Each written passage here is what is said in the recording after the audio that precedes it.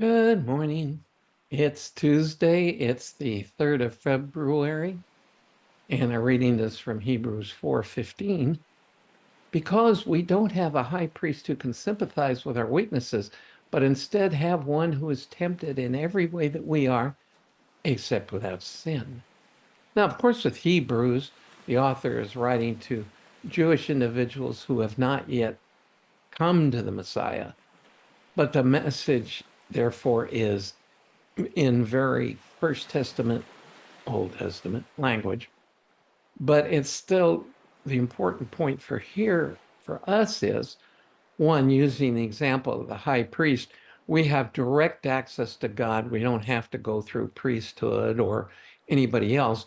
But the point I want to emphasize this time is the fact that when we go through trials in life, Jesus understands experientially what that means. And I share that a lot with my clients and in my class as well.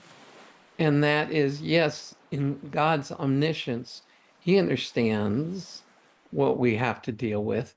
But in the incarnation, in living here, in facing rejection by family members, being attacked by the powers that be, that being betrayed by his own, he understands what we've dealt with and what we deal with in our lives experientially. He was tempted as we are, but he didn't sin when he was tempted. But he gets it. He gets it because he's been through it. And by the way, that reminds me, and here's the point I should probably make. I think people confuse temptation with sin. They're not the same thing. The issue is when we are tempted, what are we going to do with it?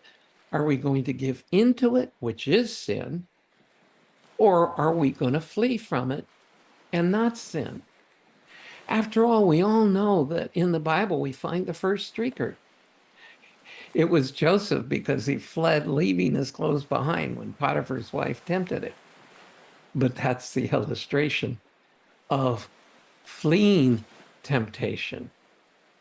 And we're also told for every temptation, God provides a way of escape. And so we have a God who experientially understands what we've been through, who provides a way to escape temptation if we depend on him. And isn't that fantastic? And that is something to share, to encourage one another within the body. And maybe sometimes if the Lord provides it appropriately in our witnessing there as well, because we've got this great God who understands us and gives us what we need to be obedient. And that's such a blessing.